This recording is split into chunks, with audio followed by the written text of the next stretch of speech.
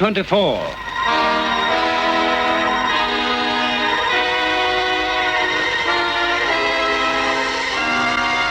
From the files of the Victoria Police come these true stories of unceasing war against crime, of day and night vigilance that protects our life and our property, and of the nerve center of the Police Information Bureau, D24.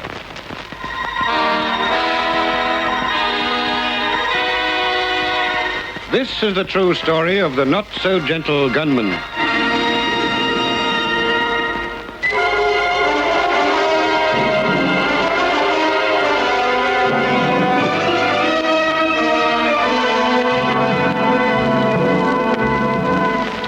In the year 1588, there were 4 sons in the house of Penrith. Their mother, long since dead, had been a gentle soul.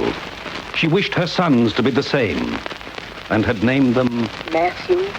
I don't intend to share Penrith with my brothers. It's mine. I'll kill any man who stands in my way. Mark. I've been waiting a long time to meet you face to face, my brother. Luke. Give me a kiss, girl. Just one. What harm is there in a kiss? And John. Hate is my creed. Burning hate of all humanity, including my brothers, myself.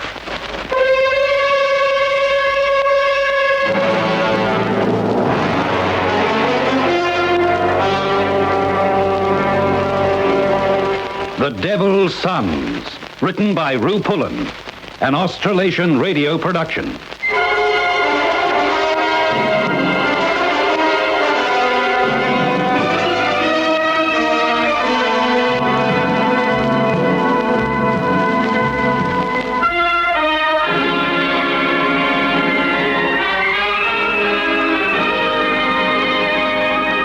City Hospital.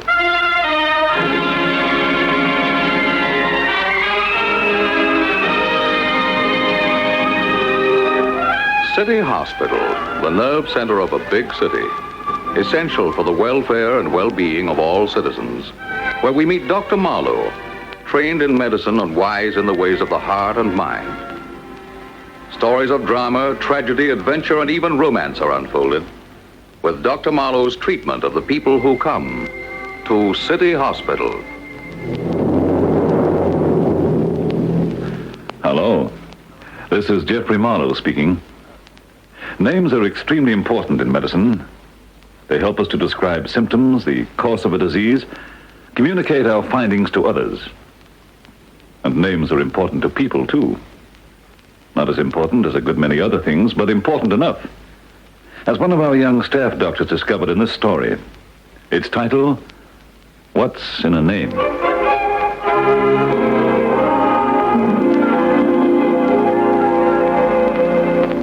Consider your verdict.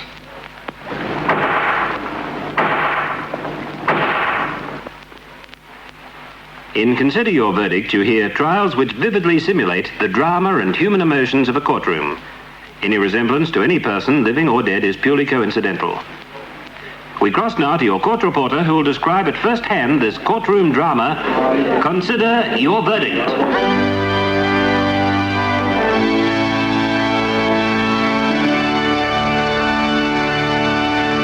Lest we forget.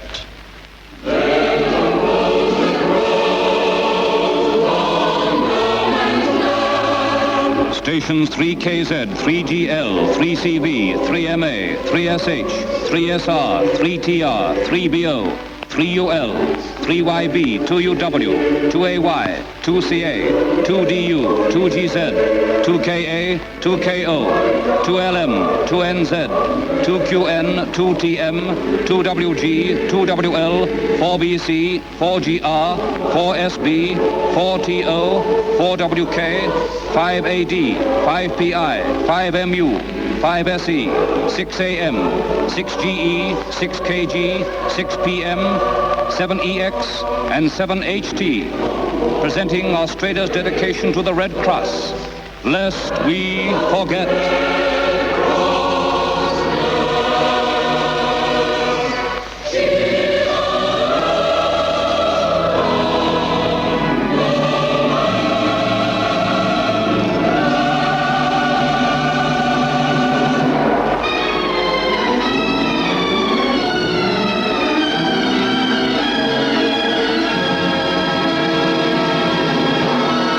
Scapegoats of History.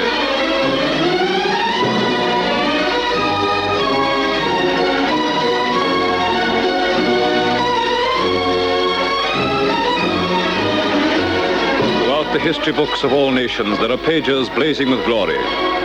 Pages telling the stories of men and women who have won fame and honor by their services to their respective countries.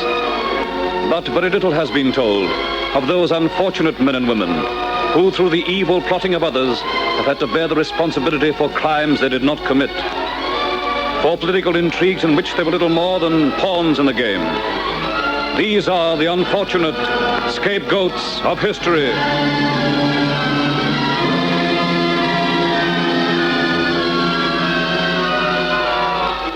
Thomas à Becket, Archbishop of Canterbury.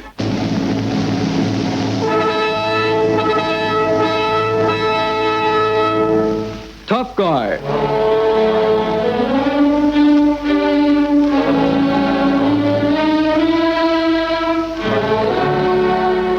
Presenting Tough Guy, which tells the story of Larry Craig. Craig, ace press photographer on the Detroit Tribune, is sacked by Editor Jefferson. In the Hotel Whitney, Larry meets Joseph Matson. Matson offers Larry employment. He is to trap a crook blackmailing Mrs. Matson by taking photographs of the actual handing over of money by Matson's wife. Hidden in an organ loft overlooking the lounge room in Mrs. Matson's apartment, Larry takes the pictures. When the lady and the blackmailer leave the room, Larry is held up by an unknown crook with a gun. In the ensuing struggle, Larry is pitched over the rails into the room below. Recovering, he finds the lady herself covering him with a gun.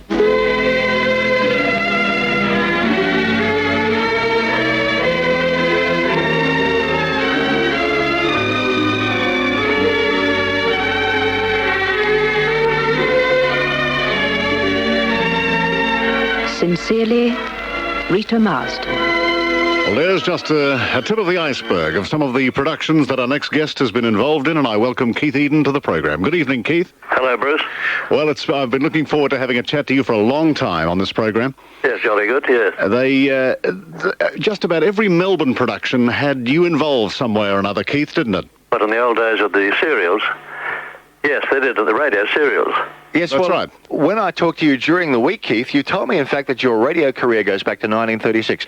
I think that's when you first fronted a microphone at 3DB. That's right, 1936. We were doing an amateur theatre show at the old Garrick Theatre, which was the southwest of Prince's Bridge in those days. And in the cast we had a bloke called John Ormiston Reed, who became a prolific writer of radio serials later on. And he conceived the idea of doing a dramatised news program, which we called Time Marches On.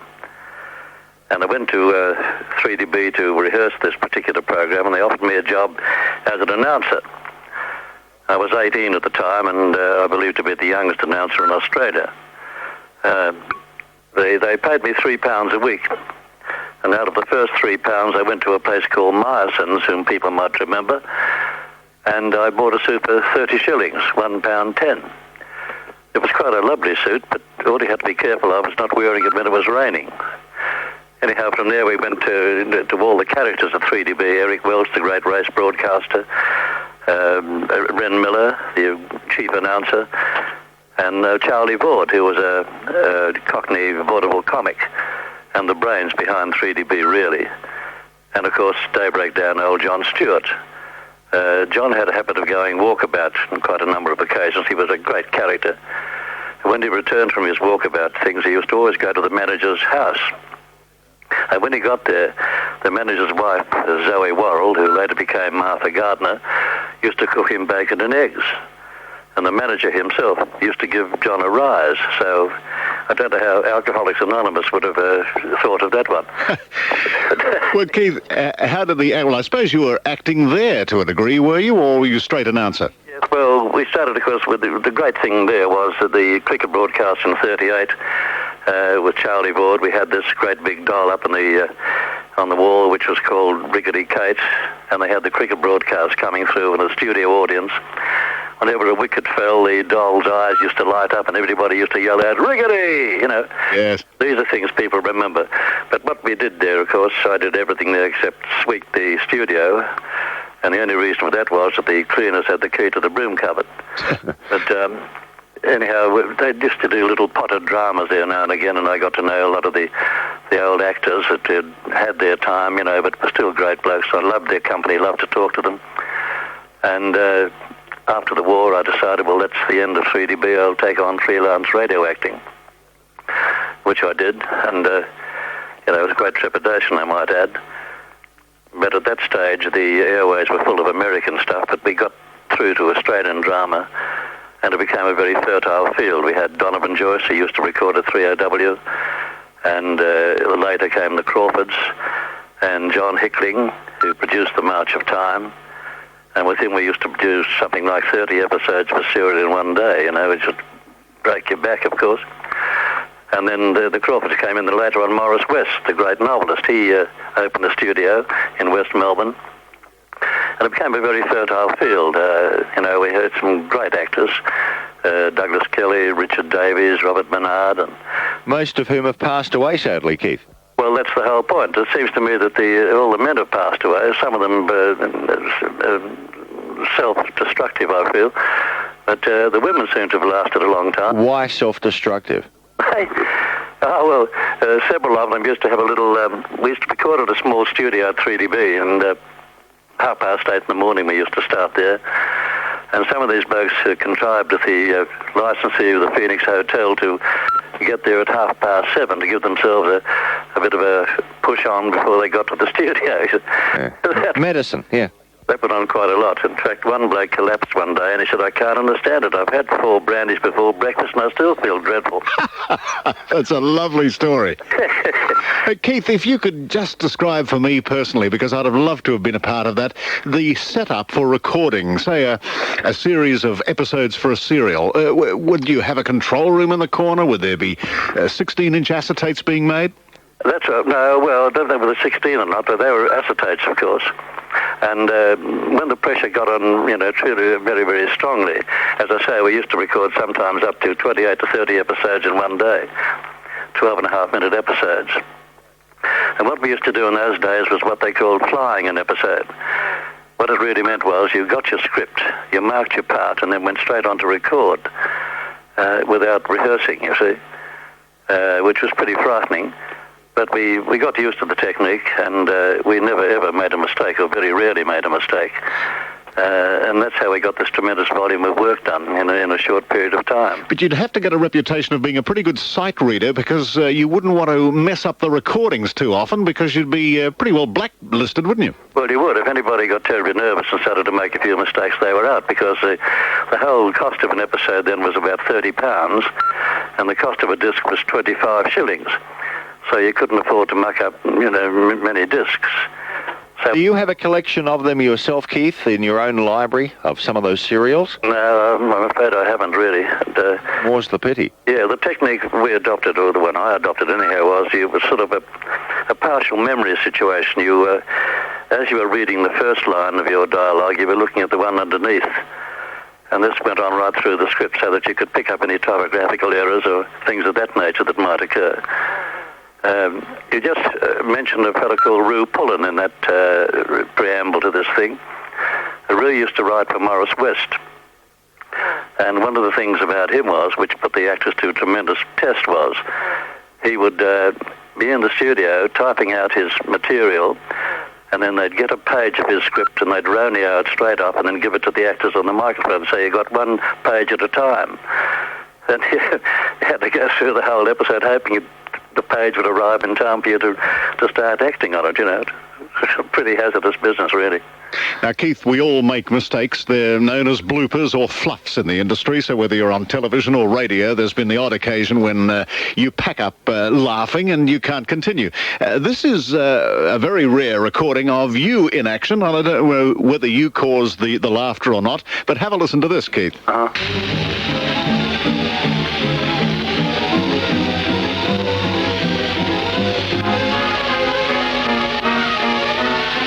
The Grey Shadow.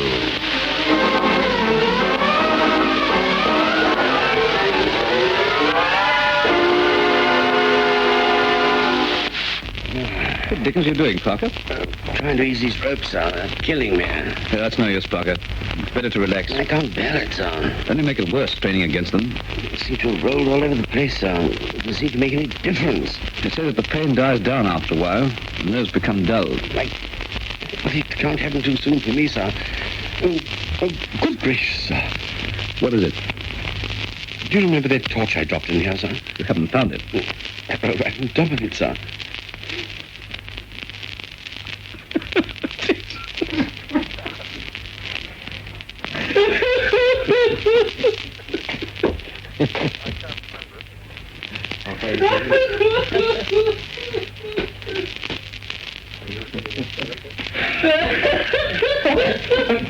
Someone's blown for years. I could have said no one on side.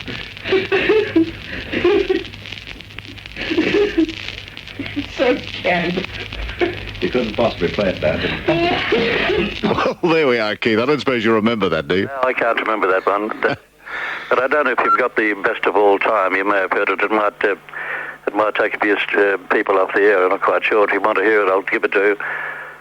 You want it? Yes, if it's all right, is it? You might have to embellish it a little, Keith, for our younger listeners, perhaps. You got any younger listeners? Oh, yeah, I hope so. Yeah. I hope so. So you might just have to paraphrase a little. We'll use our imagination. The original thing, and then you can work it out yourself. But the story, what we're doing, is script on Magellan. And he was cruising up the South American coast, and he was short of water. So they decided to put into what they thought was an abandoned island on the South American coast, which had been inhabited by American Indians. And when they got ashore, they found there were 8 maroon sailors there. And Magellan said, I can't believe he could have lasted here so long. How did you survive? And he said, we survived by cooking the roots the Indians left behind. So it was spoonerized. Do you get it? Yes, we do get the story. Keith, listening to that montage a little earlier before we brought you online, Keith Eden, our very special guest in this hour of Remember When tonight, some of the voices that I recognised, and you might have anecdotes about some of them, voices like Robert Peach, John Morgan, Clifford Cowley, Sid Connerbeer, Douglas Kelly, Richard Davies, Kenrick Hudson, Nigel Lovell, Lyndall Barber, Ron Roberts. But I believe, as you mentioned to me on the phone during the week, many of these people, sadly, are no longer with us. Well, they are. That's Davies and Kelly have gone a long time ago. Poor old Doug got to the stage where he couldn't take responsibility for a program, and he'd do a job at the ABC, then he'd suddenly decide he couldn't face it, so somebody else would take over. He was Dick Barton's special agent, wasn't he, Douglas Kelly? Yeah, and Inspector West and, those things, and Davies was a good actor, but, they really didn't face up to the discipline of the organisation and in the business itself, like so many of the others didn't either. Do you think they had so much time on their hands between work that perhaps they looked for pleasures elsewhere? They weren't as disciplined as they should have been? Well, no. See, we worked very hard indeed. We'd start at 8:30 in the morning and go right through till around about 6 sometimes later. So they didn't have much time to, except when they got home, and that's where the trouble used to start, I think. Keith, of all your great radio roles, is there one that you would like to be remembered as or for out of that illustrious career of yours? Well, the one I liked best doing, I think, was a Caltex Theatre one we did, the Adventure Story, which was the story of Alexander the Great. I enjoyed that tremendously. It was a beautiful script by Terence Rattigan and produced by Miles Wright, your old friend. Yes. One Man's Family, did you do that? No, that was under 3XY. XY, right? Yeah, there was sort of an in-station show, A few of them are still around, I think, the people in that, but the women seem to have survived tremendously with Queenie Ashton, Mary Ward, Pat Kennedy and all these people, but the men seem to have vanished from the scene. Did you do many Caltex and or Lux and General Motors hours? I did a whole lot of Caltex and Lux and General Motors. Did you win awards for these, Keith? No, one of the reasons for that was, I think, that when I did an Adventure Story, which I thought was a tremendous part, and I really tried very hard in that one. And I saw Mason Wood one day. He used to direct the shows in Sydney. And he said, that was a good performance of yours, but we'll beat you, We'll get one to beat you. And they did. They stuck Alan White into a show, a one-man show, and of course he won the Macquarie Award. But they weren't very keen about giving anything to Melbourne at all, The whole Sydney-Melbourne relationship was very strong in those days. So none of us, I think Robert Peach won one, I think, but the rest of the Melbourne actors never got a show. They were called Macquarie Awards, weren't they, for the Caltex Theatre? Yeah. Keith, you made a very easy transition to television in the early days. Was it as much fun for you as radio? Yeah, well, you see, I'd done a lot of theatre while I was doing radio with Williamson's, and, this sort of combination of radio and theatre became quite easy as far as television went. It was difficult at first because you weren't quite used to the technique, but only it took about a couple of shows and you were all for it. It was great, I began to enjoy it very much indeed. At least it wasn't as arduous as doing an hour play at the ABC as a case in point. They worked long hours, but it was, I rather enjoyed it. When I called you home last week, your wife told me you're doing poetry reading. Is this what you're specialising in these days? No, I did some poetry readings. I do that every now and again, but what I think I might do is become an interpreter for Randall MacDonald or something like that. Spells old Darren Hinch. Yes. I must just say to you that it's been a real pleasure having you on the program tonight, Keith. I have looked forward to this for a long time because I have admired your work for many, many years. Thank you, Bruce. I believe you're down to Shoreham somewhere now, is that right? Yes, I am down there occasionally, down that neck of the woods. Oh, well, you better look us up. I'd love to. And Keith, as far as radio actors go, Bruce and I both look on you as the cream of the crop. Oh, that's very nice of you to say that. We mean that sincerely, Keith. Very good. Thank you very much indeed. And thank you for joining us tonight. Hello. Good night. Bye.